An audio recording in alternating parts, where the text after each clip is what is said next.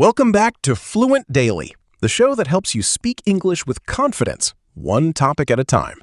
I'm Jamie. And I'm Sophie. And today, we are staying home.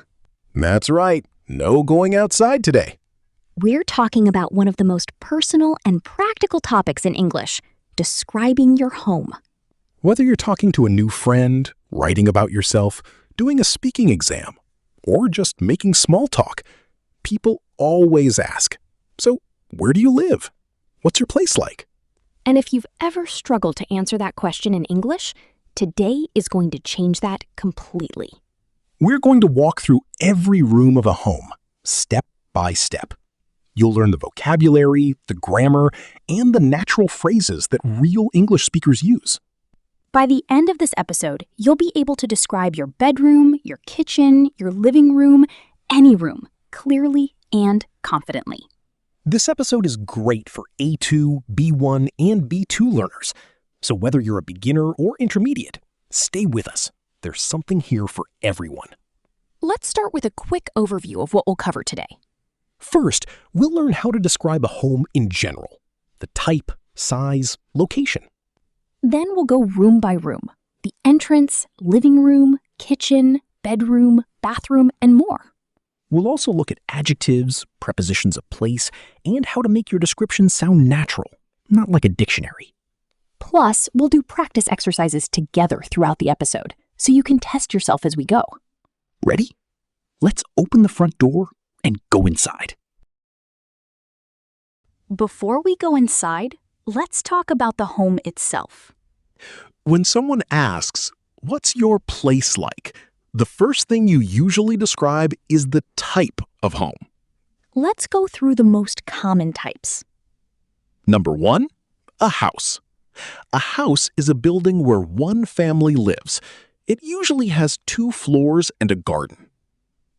Example: I live in a house in the suburbs. It has 3 bedrooms and a small backyard. Number 2, an apartment, also called a flat in British English. An apartment is a set of rooms inside a larger building. Example: I rent a 2-bedroom apartment on the 5th floor. It has a great view of the city. Number 3, a studio apartment. This is a small apartment where the bedroom and living room are in the same space. Example: I have a studio apartment. It's small, but it's cozy and perfect for one person. Number 4, a townhouse. A townhouse is a house that shares walls with the houses next to it, usually 2 or 3 floors. Example: we live in a townhouse. It's in a quiet neighborhood near the park. Number 5, a cottage. A cottage is a small, often old house in the countryside. Very charming. Example: my grandmother has a little cottage in the countryside. It has roses growing outside the door. Now, size. How do you describe how big or small a home is? Here are some useful adjectives for size. Spacious, very large and open.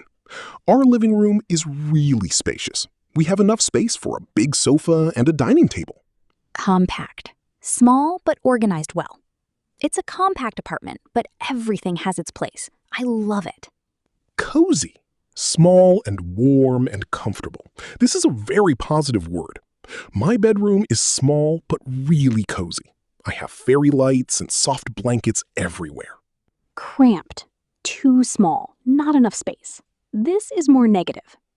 The old apartment was a bit cramped. We kept bumping into each other.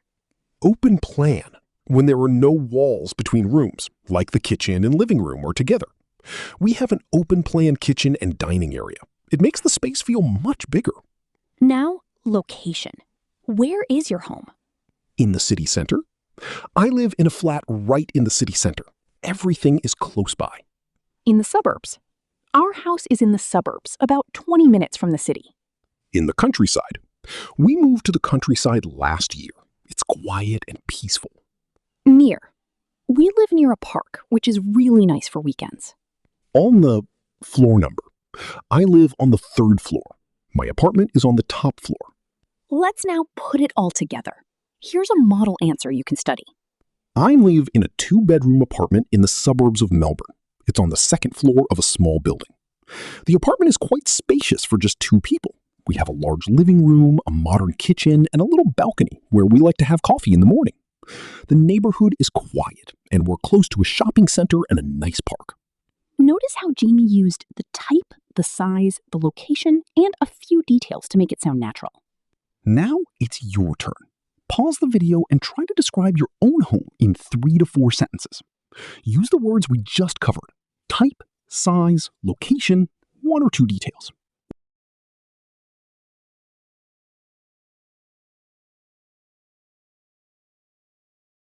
Great work. Now let's go inside and start the room-by-room tour.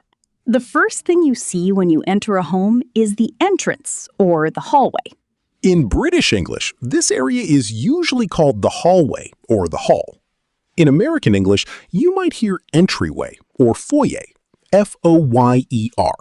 The entrance is the area right inside the front door. It connects to the rest of the home. Let's learn the vocabulary for this space. Front door, the main door of the home. Our front door is painted dark blue. I love it. Doormat, the small mat you step on when you enter to clean your shoes. We have a funny doormat that says, "Come back with a warrant." Coat rack, a place to hang coats, jackets, and bags. There's a wooden coat rack next to the door. Shoe rack, a shelf or rack for keeping shoes near the entrance. We keep a shoe rack in the hallway so the house stays clean. Umbrella stand, a container for umbrellas. I have a little umbrella stand by the front door. Mirror. Many people have a mirror in the hallway. There's a full-length mirror in the entrance, very useful before you leave the house. Stairs or staircase. If the home has more than 1 floor, you'll see the staircase from the hallway. The staircase is right at the end of the hallway. It leads up to the bedrooms. Now, useful phrases for describing a hallway. When you walk in, the first thing you see is, on the left, right, there is. At the end of the hallway, you'll find. The entrance is quite narrow, wide, bright, dark. Let's hear a full description. When you walk into our home, the first thing you see is a small but welcoming hallway. There's a wooden coat rack on the right where we hang our coats and bags. On the left, there's a mirror and a little shelf where we put our keys and mail. At the end of the hallway, you'll find the stairs going up and the living room straight ahead. The hallway is quite narrow, but it's bright because there's a big window at the top of the stairs. Beautiful description, Sophie. I could really picture that. Thank you. Notice how I used directions. On the right, on the left, at the end, straight ahead. These are called prepositions of place, and they're very important for describing rooms. Let's do a quick review. On the left, to the left side. On the right, to the right side. In the corner, where 2 walls meet. Next to, beside, very close to something. Opposite, across from, facing something on the other side. In the middle, in the center, the central position. At the end of, the far point of a space. Above, below, higher or lower than something. Between, in the space separating 2 things. These phrases will be useful in every room we describe today, so keep them in mind. Quick practice. Think of your own entrance or hallway at home. Can you describe what's there using the vocabulary we just learned? Try saying, "When you walk into my home, the first thing you see is..." Well done. Now, let's move to the most social room in the house.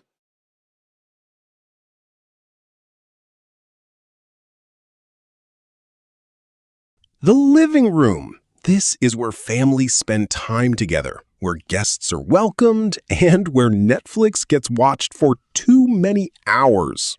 In British English, this room can also be called the sitting room or the lounge.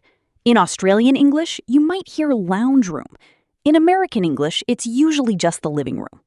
Whatever you call it, this is one of the most important rooms to describe.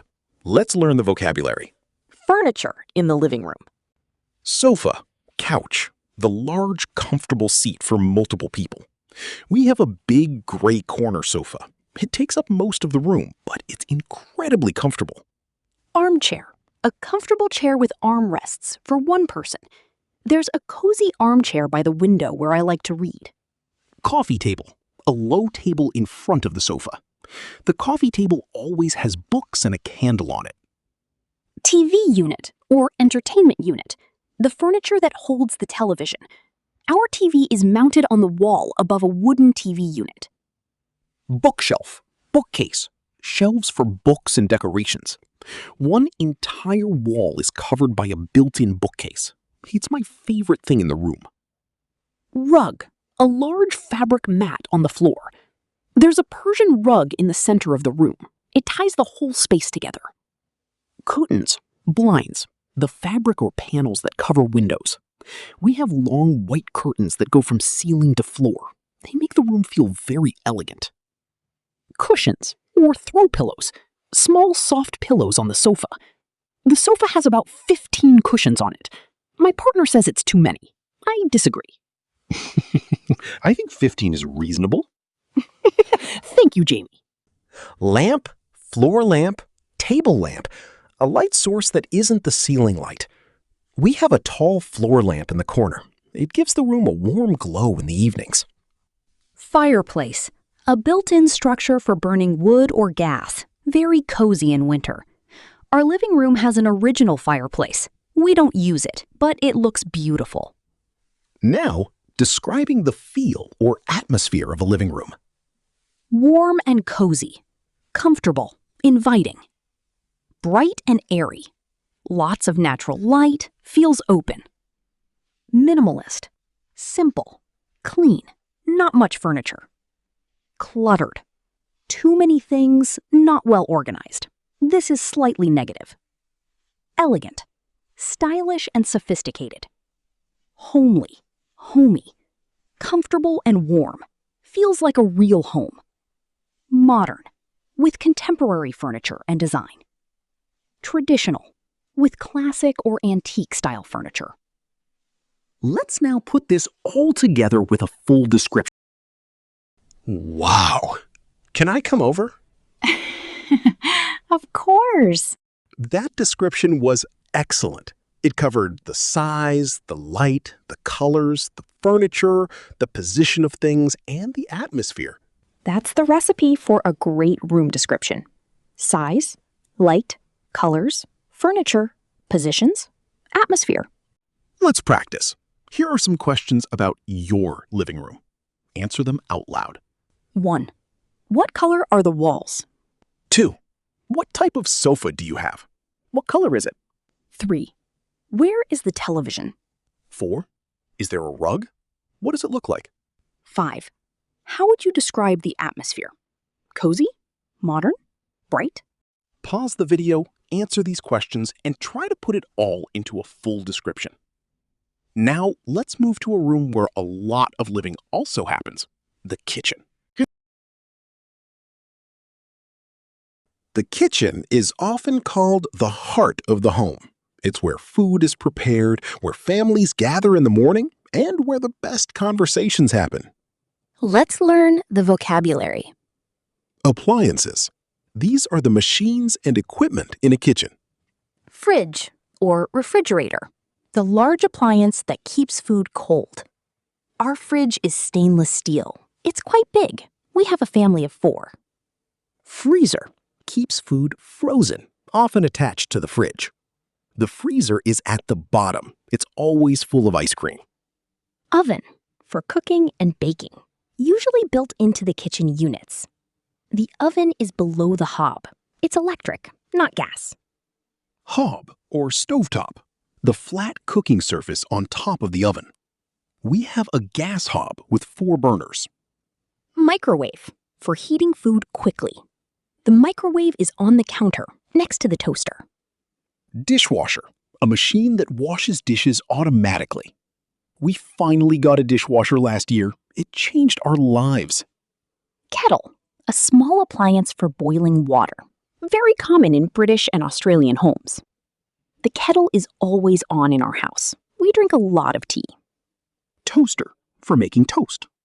The toaster is next to the kettle, as God intended. That's very true.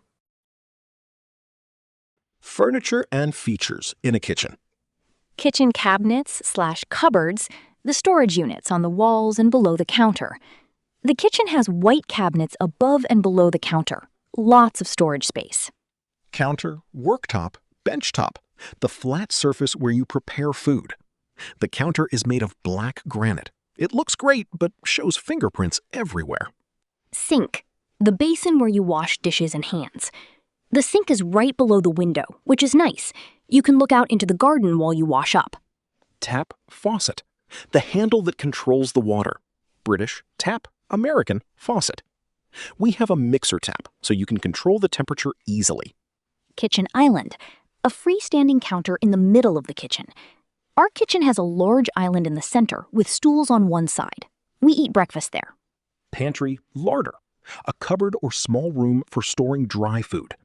There's a walk-in pantry at the end of the kitchen. It's brilliant for storage. Now, types of kitchen layout.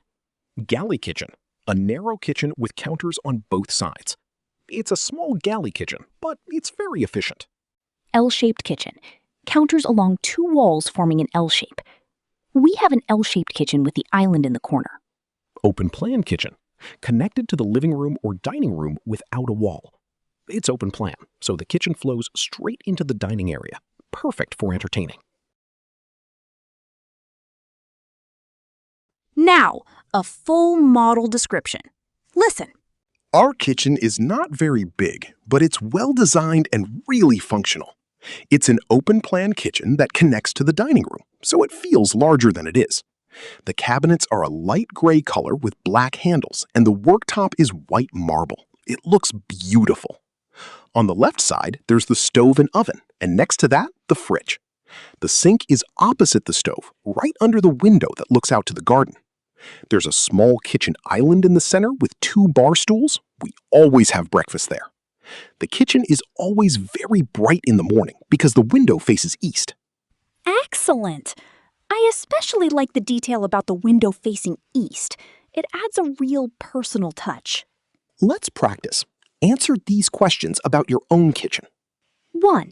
What color are the kitchen cabinets? 2. What appliances do you have on the counter? 3. Where is the fridge? Where is the sink? 4. Is your kitchen open plan or separate from the living room? 5. What do you like most about your kitchen? Pause and practice. Then come back for the next room.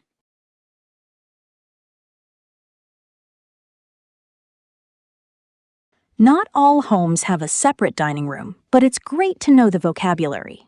Many modern homes have a dining area rather than a dining room, meaning it's part of the kitchen or living room. Vocabulary. Dining table, the table where you eat meals. We have a large rectangular dining table that seats 8 people. Dining chairs, the chairs around the table. The chairs are wooden with white cushions. Sideboard or buffet table, a low piece of furniture for storing dishes, glasses, or decorations. There's a wooden sideboard along one wall with some family photos on top. Chandelier or pendant light, a decorative light that hangs from the ceiling above the table above the table. There's a beautiful chandelier above the dining table. It's very elegant. Describing a dining space. We don't have a separate dining room. The dining area is part of the open plan kitchen. There's a long white table with 6 chairs and a pendant light hanging above it. We eat all our meals there together. It's the most important table in the house. Simple but effective. Now, let's go upstairs. The bedroom. Your personal sanctuary. The place where dreams happen. Literally. Very poetic, Sophie. Thank you. Let's learn the vocabulary. Furniture. Bed. The main piece of furniture. I have a queen-size bed with a white duvet and 4 pillows.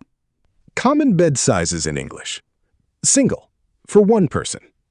Double, for one person who likes space or 2 people. Queen, larger than a double. King, the largest standard size. I upgraded from a single to a queen bed, and it was the best decision of my life. Duvet/duvet cover. The thick blanket and its cover. My duvet cover is light blue with small white flowers.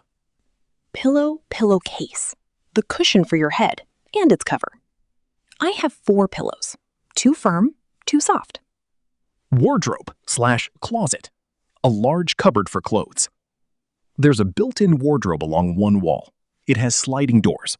Very space efficient. Chest of drawers/dresser. A piece of furniture with multiple drawers for clothes. I have a wooden chest of drawers next to the wardrobe. Bedside table/nightstand. The small table next to the bed. On my bedside table, I have a lamp, a glass of water, and whatever book I'm reading. Desk. Many bedrooms, especially in smaller homes, have a desk for working or studying. I have a desk under the window. That's where I study. Mirror. Especially common in bedrooms. There's a full-length mirror on the back of the wardrobe door. Curtains/blackout curtains. Bedroom curtains are often thick to block out light. I have blackout curtains because I cannot sleep with any light coming through. Describing the bedroom. Words for atmosphere: peaceful, calm, relaxing, minimalist, cluttered, personal, cozy. Words for light: bright, dim, dark, sunny. Full description. Listen. My bedroom is my favorite place in the entire flat. It's not very large, but I've made it really cozy and personal. The walls are a soft sage green color, which makes the room feel calm and relaxing. I have a queen-size bed in the center of the room with a white duvet and lots of cushions. On either side of the bed, there are matching bedside tables with small lamps. Along the left wall, there's a large built-in wardrobe with sliding mirrored doors. Under the window, there's a small desk where I do my reading and journaling. At night, I use fairy lights along the wall above the bed instead of the main ceiling light. It makes the whole room feel incredibly warm and peaceful. I spend a lot of time in here. It's my sanctuary. That was wonderful. I especially love the detail about the fairy lights. It made the description feel very real. The key is, don't just list the furniture. Add a personal touch. Explain how you feel in the room. Practice questions for your bedroom. 1. What size is your bed? What color is the bedding? 2. Is there a wardrobe? What does it look like? 3. What's on your bedside table right now? 4. What color are the walls? 5. How would you describe the atmosphere of your bedroom in one word? Pause and try to describe your bedroom fully. Take your time.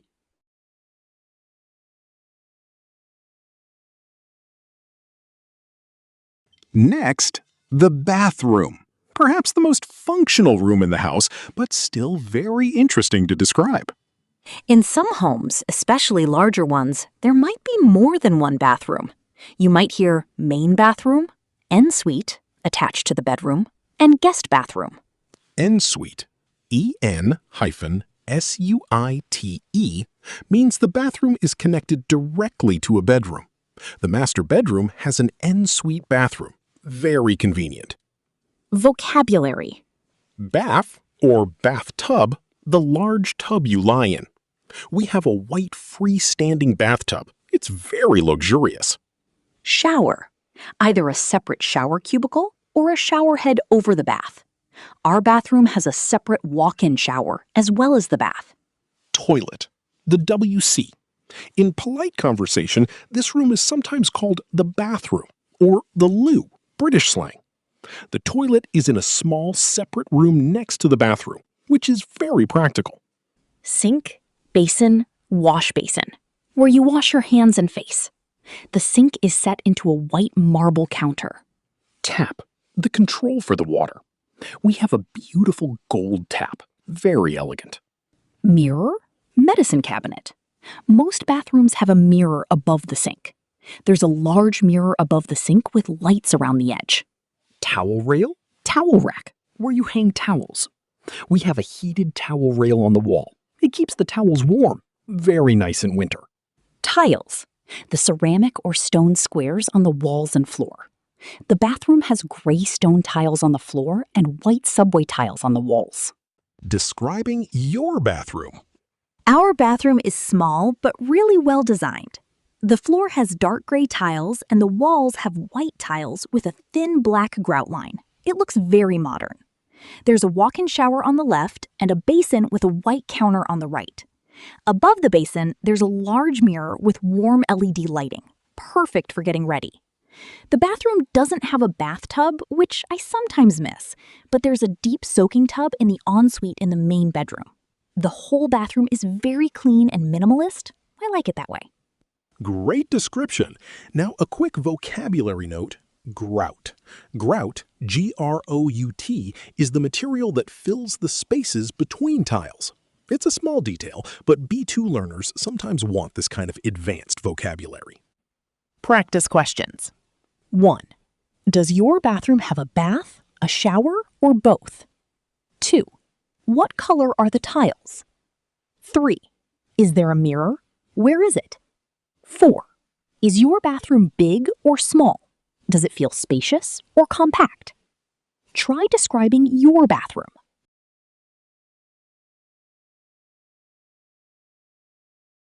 Some homes have additional spaces that are worth mentioning. Let's go through them quickly. The study, home office, a room with a desk for working or studying. We turned the spare room into a home office. It has a large desk, 2 monitors, and lots of bookshelves. The spare room, guest room, a bedroom for guests. We have a small spare room with a pull-out sofa bed. Not luxurious, but comfortable enough. The garden, backyard, the outdoor space at the back of the house. Our garden is not very big, but we have a little patio where we have barbecues in summer. The balcony, an outdoor platform attached to an apartment. My apartment has a small balcony with 2 chairs and some plants. I love sitting there in the morning. The garage, where you park the car or store things. The garage is separate from the house. We mostly use it for storage, bikes, tools, old boxes. The laundry room, a room with a washing machine and dryer. The laundry is at the back of the house next to the kitchen. The basement, cellar, a room below ground level. We have a basement that my partner uses as a music studio, soundproofed and everything. Attic, loft, the space under the roof. The attic is mostly storage, but we'd love to convert it into a bedroom one day. Now you know all the rooms and spaces in a home. Let's finish with a full, connected description of an entire home, from front door to garden. Listen and notice how the description flows from room to room. My home is a semi-detached house in a quiet suburb of Sydney. It has 2 floors and a small garden at the back. When you walk in through the front door, you enter a narrow but welcoming hallway. There's a wooden coat rack on the right and a mirror on the left. There's a bookshelf along one wall, completely full of books. The atmosphere is cozy but stylish. The kitchen is open plan and connects to the dining area. It has white cabinets, a dark granite worktop, and a large island. We have all the usual appliances: fridge, oven, dishwasher, kettle, and everything is well organized. The dining table is near the window that looks out onto the garden. We eat most meals there. Upstairs, there are 2 bedrooms and a bathroom. The main bedroom has a king-size bed, a built-in wardrobe, and an ensuite bathroom.